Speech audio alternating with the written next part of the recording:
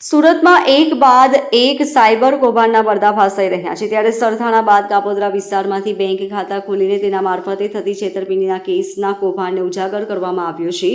પોલીસે આરોપીઓને ઝડપી લઈ વધુ તપાસ હાથ ધરી છે।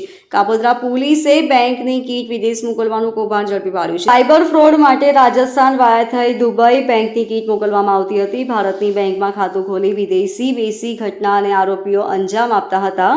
કાપોદ્રા પોલીસે બે આરોપીની ધરપકડ કરી છે। આરોપીઓ સુરતમાં બેંક ખાતું ખોલાવીને વેચી રૂપિયા કમાવાનો નવો ટ્રેડ ચલાવી રહ્યા હતા।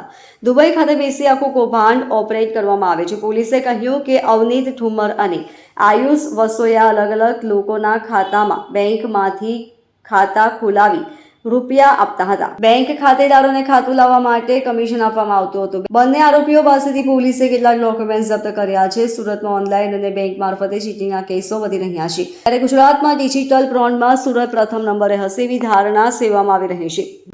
મહેરબાન પોલીસ કમિશનર શ્રી સુરત શહેરનાઓએ આપેલ સૂચના અનુસંધાને ઝોન 1 વિસ્તારમાં બનતા મિલકત સંબંધી તથા સાયબર ફ્રોડના ગુનાઓ અટકાવવા સારું માર્ગદર્શન અને સૂચના આપેલો। જે અનુસંધાને કાપોદ્રા પોલીસ સ્ટેશનના પોલીસ ઇન્સ્પેક્ટર શ્રી MB અવસુરાનાઓને તેઓના સર્વેલન્સ સ્ટાફ તથા અંગત બાતમીદારોથી બાતમી હકીકત મળેલ। જે બાતમી હકીકતના આધારે કાપોદ્રા 4 રસ્તા પાસે આવેલ મંગલદીપ કોમ્પ્લેક્સમાં પાસે એક સ્કોર્પિયો ગાડી ઉભેલ।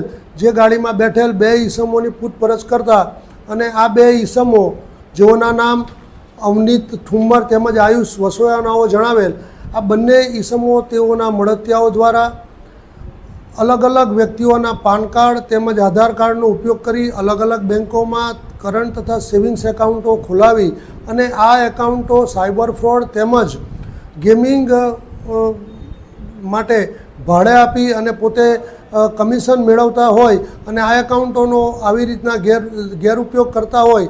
જે અનુસંધાને તેઓની પ્રાથમિક પૂછપરછ કરતાં આ એકાઉન્ટો તેઓ ભારતમાં તથા ગુજરાત રાજ્યની બહારના અન્ય રાજ્યોમાં અન્ય વ્યક્તિઓને ભાડે આપતા હતા અને તેઓ આ પેટે કમિશન મેળવતા હતા। તેઓની પૂછપરછ કરતાં અને તેઓની અંગઝડતી કરતાં ગાડીમાંથી ઘણા બધા પ્રમાણની અંદર અલગ અલગ કંપનીના મોબાઈલના સિમ કાર્ડ, અલગ અલગ વ્યક્તિઓના બેંક એકાઉન્ટની ચેકબુક તથા passbook, PAN card, Aadhaar card, UPI barcode scanner, cash deposit કરેલી સ્લીપો, બનાવટી ફોર્મ તથા પેઢી કરારો અને કેશ કાઉન્ટર મશીન મળી કુલ કિંમત ₹17,28,000 જેટલાનો મુદ્દામાલ કબજે કરવામાં આવેલ છે।